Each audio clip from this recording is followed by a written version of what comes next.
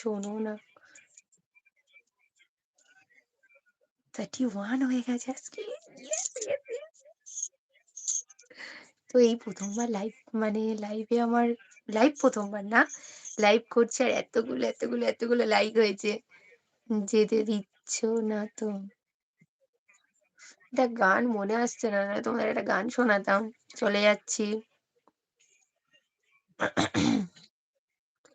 একটু হাসি দাও, আমি শূন্য তাই সবার সাথে মিশে পূর্ণ হই। ঠিক আছে।